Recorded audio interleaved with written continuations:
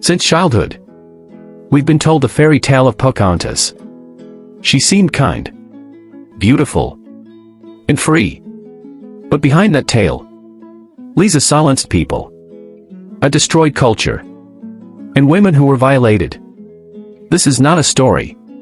This is truth. And now, listen to that truth. The Indian princess you see was never a real princess. She was a stolen name, a severed braid, a weeping mother, a forgotten language.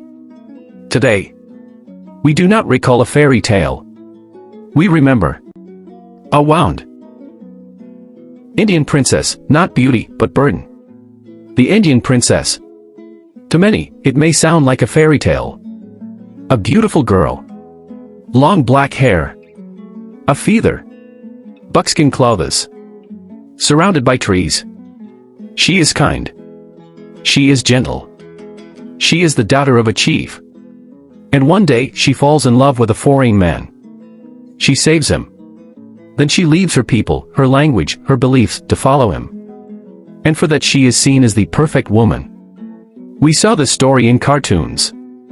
Read it in books. Even saw her costume sold in stores. But this image is not truth. It is a lie. A fantasy. A false face designed to cover a painful history. It is a stereotype. One that hurts. That erases. That insults. The Indian princess image erases the true lives of native women. It turns them into symbols, not humans. But what was the truth? When Europeans came to this land, they brought with them the idea of kings and queens. So when they met native leaders, they misunderstood. They saw a chief's daughter and called her princess. This wasn't just confusion. It was the start of cultural violence. A way to force one worldview onto another. Over time, Indian princess became a costume.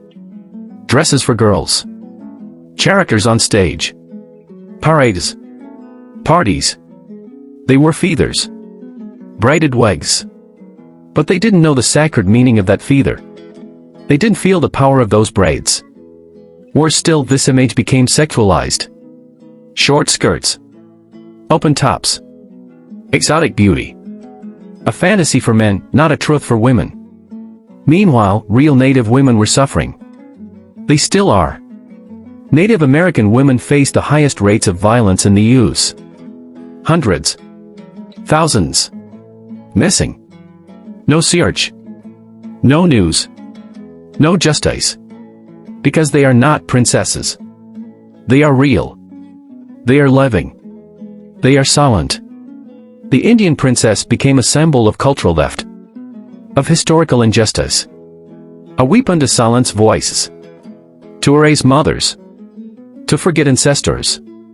To deepen the wound. But the truth is still alive. Today, Native women are reclaiming their names. Learning their languages. Raising their voices. Because they were never meant to be princesses. They are mothers. Warriors. Teachers. Living legacies. Not Indian princesses. But daughters of the earth. Children of the mountains. Those who speak with the wind and dance with the fire. They are the heart of a people. Till, the myth of the Indian princess. They called her an Indian princess. A beautiful girl.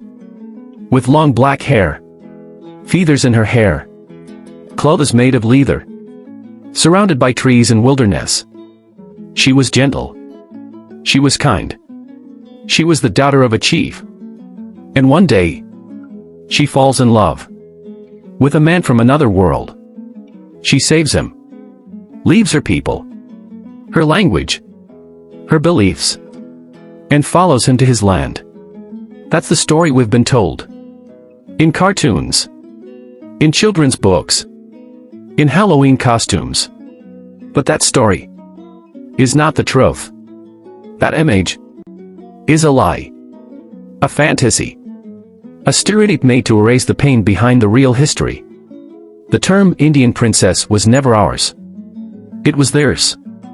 European colonists didn't understand native societies.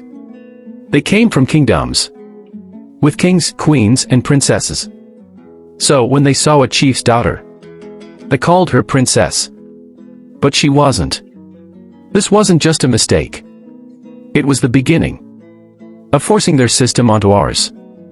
Over time, the Indian princess became a costume, a fantasy, a role to play. Little girls were fake braids, plastic feathers, tassels and beads. But they didn't know. The feathers were sacred. The braids held meaning. Even worse, the image became sexualized. Short skirts, revealing tops, exotic beauty. It wasn't about native women. It was about male fantasies. And all the while, real native women suffered. Today, native women face the highest rates of violence in the U.S. They go missing. They're ignored, forgotten. Because they're not princesses. They're real. They are mothers. They are warriors. They are teachers. They are survivors. The Indian princess is not a tribute. It's a tool of erasure.